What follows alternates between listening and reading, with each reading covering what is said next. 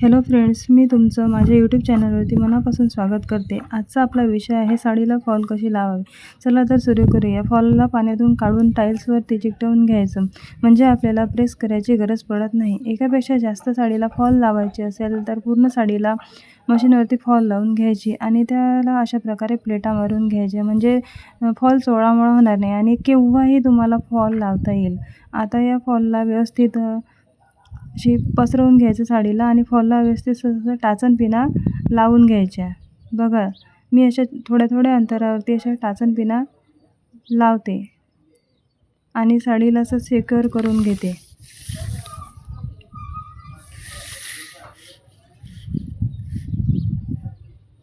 म्हणजे ती फॉल अशी एकदम व्यवस्थित एका जागेवरच अशी स्थिर राहील, इकडे तिकडे जाणार नाही आणि तुम्हाला फॉल लावायला सोपं पडेल.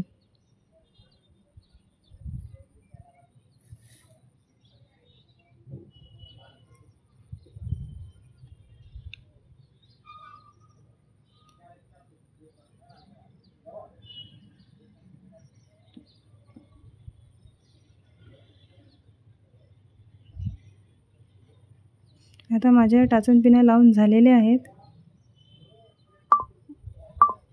धागा घ्यायचा असेल तर तो 2च हात घ्यायचा, जास्त घ्यायचं नाही.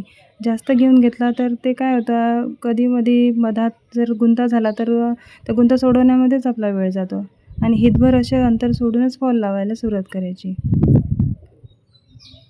दोन्ही धागा जर 2 वेळा घेतलं तर व्यवस्थित पुरून जातो.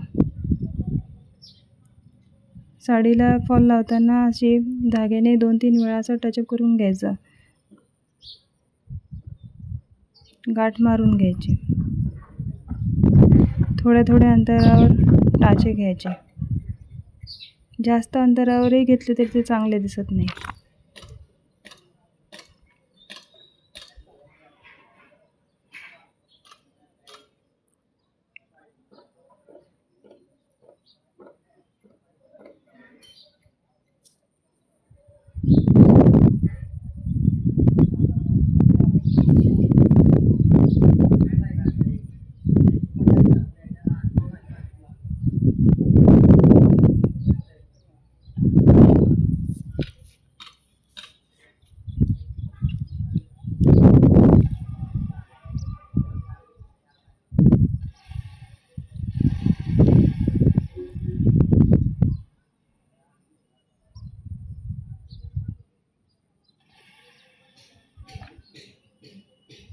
मध्ये मध्ये कापड असं थोडं वर असं सरकवत जायचं, म्हणजे तो साडीचा कापड कसा लूज असतो तो पटकन असं खाली येऊन जातो. त्याच्यामुळे थोडं त्याला वरती सरकवल्यावर असे फुगा वगैरे असं येण्याची शक्यता राहत नाही.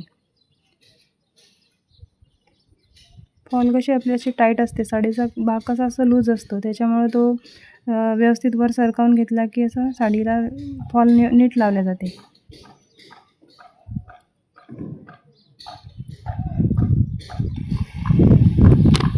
छोटे छोटे टाचे घ्यायचे असे आणि आपली फॉल लावावी. अशा मध्ये आलेल्या पिना अशा टाचन पिना काढून घ्यायच्या.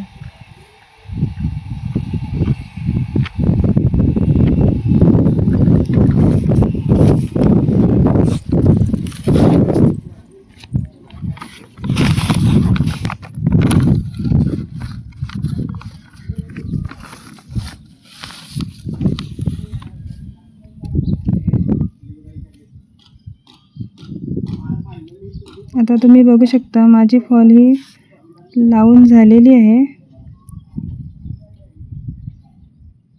आणि शेवटच्या भागामध्ये मी तिला असे टचअप करणार आहे.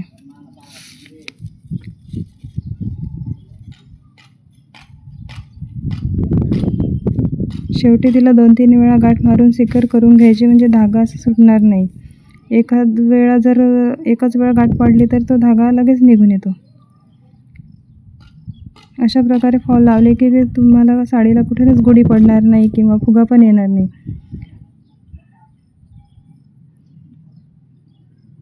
तर तुम्ही बघू शकता, एकही फुगा, एकही प्लेट अशी दिसणार नाही तुम्हाला, वळ्या दिसणार नाही. तुम्हाला माझा व्हिडिओ जर आवडला असेल तर लाईक करा, सबस्क्राईब करा आणि कमेंट्स करा. थँक्यू.